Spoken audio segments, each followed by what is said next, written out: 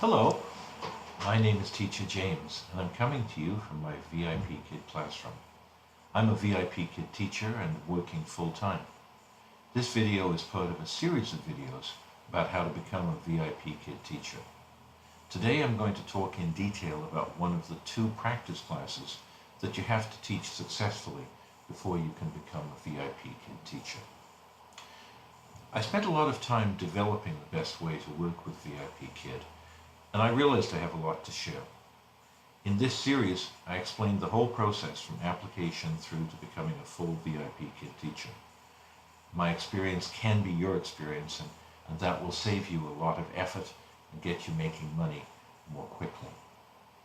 So let's turn first to the interview demo lesson. The demo lesson consists of 9 slides, including a title and a goodbye slide. It should be taught in about 10 minutes or less, but each slide needs to be reviewed with the student, so the demo lesson itself should not be much shorter than about 9 minutes. In preparing the demo lesson, remember that the student will be interacting with you, and that will take time. Now, the student that you're going to be interacting with is in fact somebody working with VIPKid and not a real student. But they will respond and they will make mistakes on purpose to see how you react and deal with them. So you have to allow for the student's response time and time to correct students' errors. And as a result, you should be prepared to go through the slides in about 5 minutes when you have no student present. Now, because of copyright, I can't show you the actual slides, but I will review each slide verbally. The first slide is marked Interview and Demo. That's the title slide for the slides, and you do not have to interact with the slide. You can ignore it. The second slide, however, called Demo Assessment, is very important. You won't be reviewing this slide with the student, but it tells you what the student has to learn, what the lesson is trying to accomplish. You must teach the vocabulary, feeling, feel, happy, sad, angry, together with the sentence patterns. This is what the class is designed to do, and you must hit those requirements at a minimum. Now, the third slide, and this is a title slide, is where your interaction with the student begins. This is where you introduce yourself and get to know the student a bit. Great emphasis is stressed on teacher-student interaction. A welcoming, smiling hello will make a difference. But the student doesn't know very much, so you can't really do small talk. The student does, however, know their name and their age. So the way that I would do this slide is as follows. Hello, my name is Teacher James.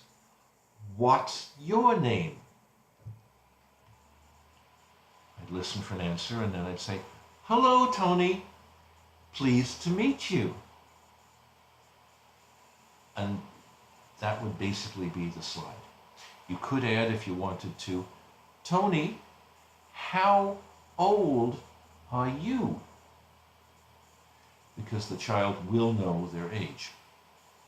Now, notice I did hand movements with the greeting. They are part of something called total physical response, and that's a very important part of the VIPKid system. In practice, there's only a very few TPR movements that you'll need, but you do need to know them, particularly for your interview classes, your practice classes. So here I used hello with a wave, what or how, as hands open, you, which is pointing at the student, handshake, which you use in greetings, and in terms of age, you can do a step ladder. That's not used very much in actual classes, but again, it is something that you may want to consider using in your interview class. Now, let's move to the next slide. This is the reward slide. It's headed Reward System. Positive encouragement is a big part of VIPKid. Whenever the student does well, a smile, a good job, high five, like so, or a thumbs up, is a good idea. Now, after a while, this becomes second nature. Beyond this informal encouragement, there is a structured system of rewards. Now, in every VIPKid class, there are 2 reward systems. This process is somewhat cumbersome, but it's the system that has evolved. First, there is a formal reward system of stars. Each class has a button to award stars, and you can award up to 5 stars in each class. You should always award all 5 stars for every class. I have done thousands of classes, and I have never not given all 5 stars. The parent gets what amounts to frequent flyer points for each 5-star class, and the parents see the stars as being part of the benefit of using VIPKid. The other thing is that the stars are not given for the purpose of saying that the student has learned the lesson. They're given as encouragement, and they're given really for participation. So you always give all 5 stars. Now that may be why this secondary reward system, which is what you see on the slide, has evolved. In theory, it is not required, but it is highly recommended, and frankly, that's pretty well the same thing. So this slide is the secondary reward system created by VIPKid for this lesson. What you have is a monkey and some bunches of bananas. When the student does a good job, you give the monkey another banana. There is no limit as to the number of bananas you can give, and frankly, you give as many bananas as you think makes sense for that student in that class. You can give anything from 2 or 3 up to even 10. In most classes, I will give 4 or 5 secondary rewards. I try to mix the stars and the secondary rewards, always making sure to give all the stars by the end of the class. Now, in actual classes that I teach, I use my own reward system, and VIPKid is perfectly okay with that, and modify that system for each student. So a young student might get something based on Paw Patrol, an older student might get something based on Lego or sports, basketball, football, something like that. But for the demo lesson, just use the monkey and bananas. So I would present this particular slide this way.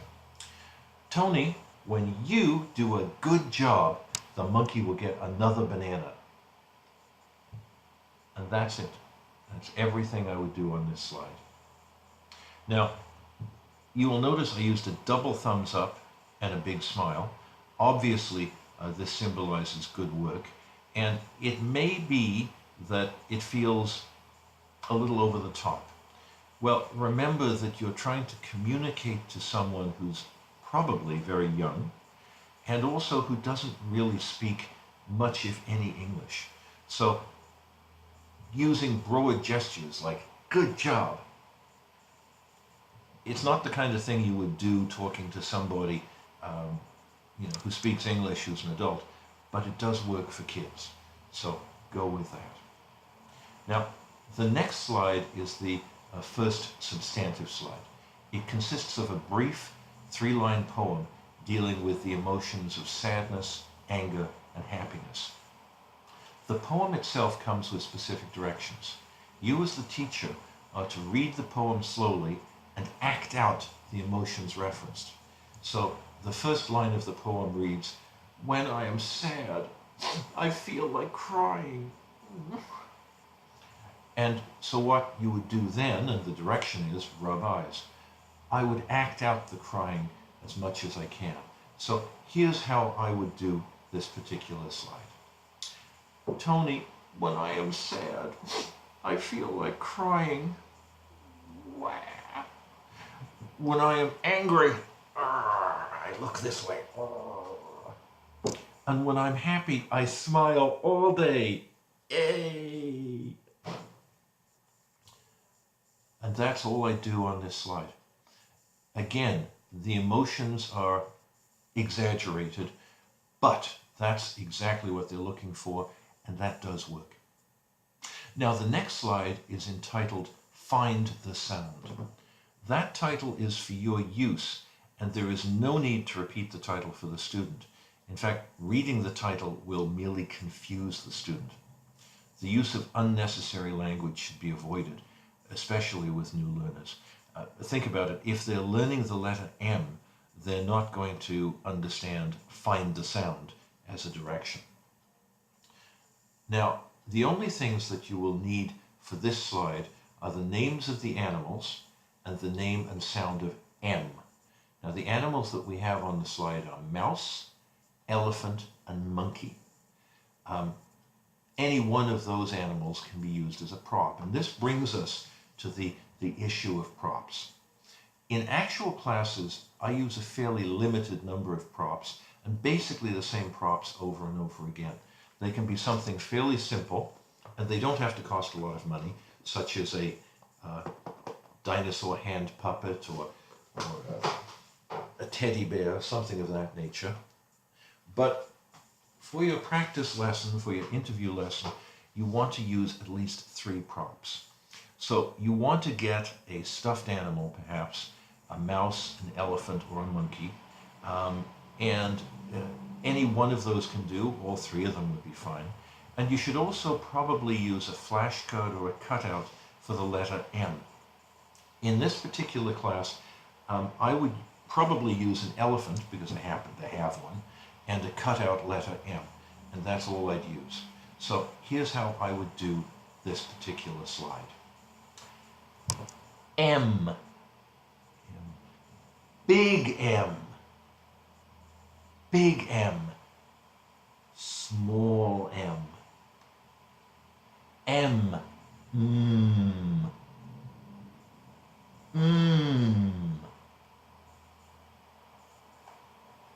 Monkey. Monkey. Unky. Monkey. Mouse. Mouse. Mouse. Mouse. M. Elephant. Elephant. Elephant? No. No. Monkey. Mouse. Circle monkey. Monkey. Mouse. Circle mouse. Good job. Yes. Okay. Now that's all I would do in that particular lesson. It's a situation where what you're trying to do is to get the child to understand that M and mouse and monkey are, part of the M family, as it were. And you want to get the child to circle mouse and circle monkey and not circle elephant.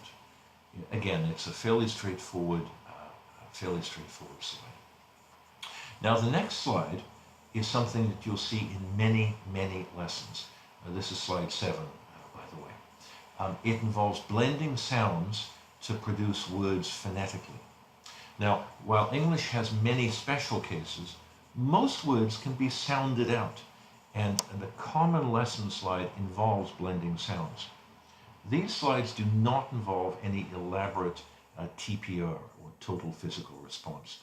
Rather, it's just the sound of the vowel and consonant followed and blended together. So you let the student do the blending. If they have difficulty, you go ahead and show how the blends work. But what you do is you pronounce the 2 sounds and then highlight them and bring them together. Now, in this particular case, we have 2 different words that we're going to be sounding out. The first is B followed by EG, which is B, egg, which of course is beg, and the next is L, plus EG, egg, which of course is leg. So the way I would teach this class is as follows. Okay. B, egg, egg. B, egg. B, egg. Beg. Good job. Okay. U. U. Egg.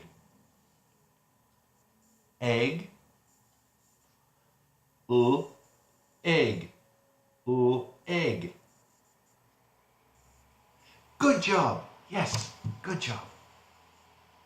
And again, that's the slide. The next slide, number 8, or slide number 8, is fairly simple. It includes 3 images of a recurring VIPKid character, called Lily. One of the images is Lily, who is being sad. The other 2 are Lily, happy and angry. The heading of the slide is, I have many feelings.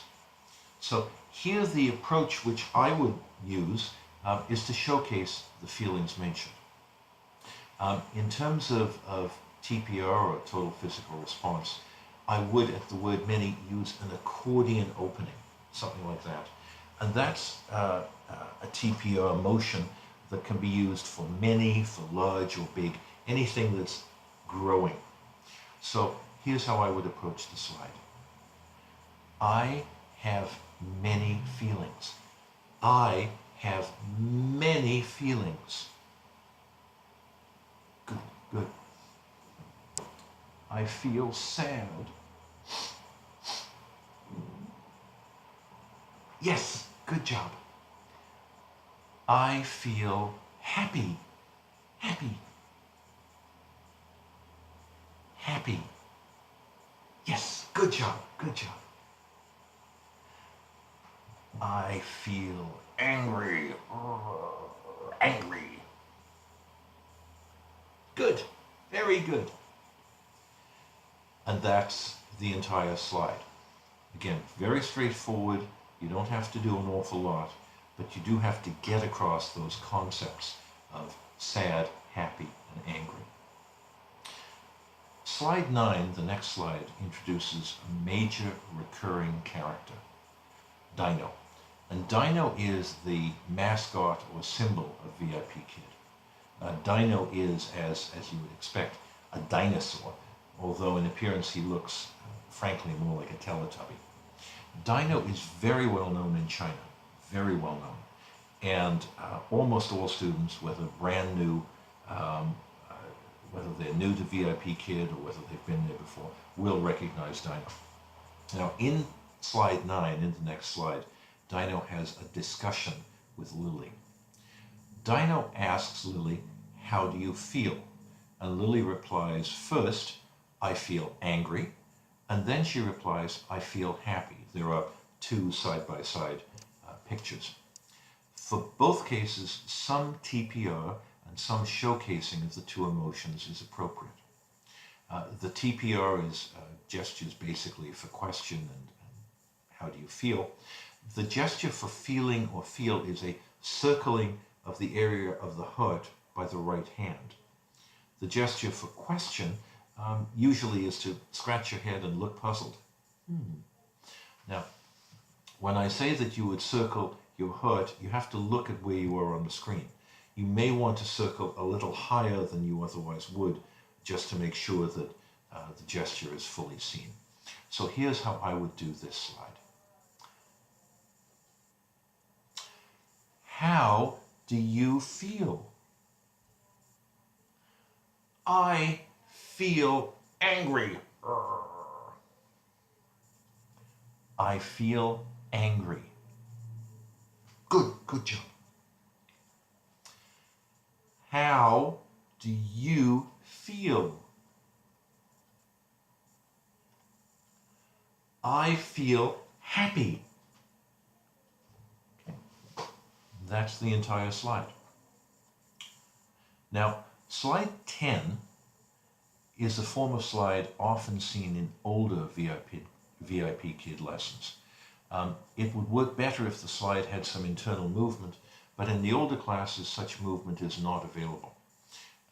Over time, you assume the older form of classes will be replaced, because in newer classes there is movement within the slides. In any event, this slide shows 5 balls, 3 with angry faces and 2 with happy faces.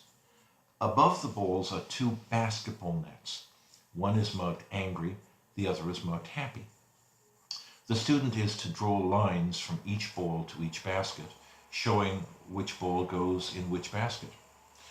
Here I would model the activity by drawing a line from an angry ball to the angry basket, and then from the happy ball, or a happy ball, to the happy basket. And then I'd let the student take over. Apart from saying good job for a task properly done, I wouldn't say or model anything other than angry and happy. If possible, the student should read the words on the baskets. That could follow you saying angry, and then circling the basket, and happy, and circling the basket. The next slide is the goodbye slide. And goodbye is an important activity, particularly when you're being tested on your teaching ability. You want the student to feel appreciated and good about the work they did.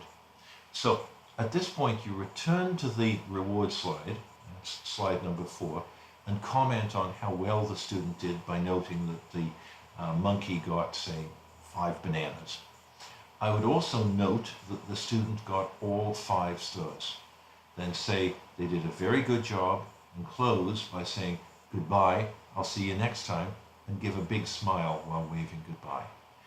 So here's how I'd approach it.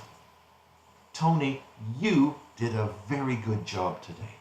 You got all 5 stars, and Monkey got 4 bananas. That's excellent. So, Tony, thank you very much. You did a good job, and goodbye. We'll see you next time. Goodbye. And that's the slide. The entire lesson, including correction, and I'm going to come to that in just a second, should last less than 10 minutes, but it should be at least 8 minutes or longer.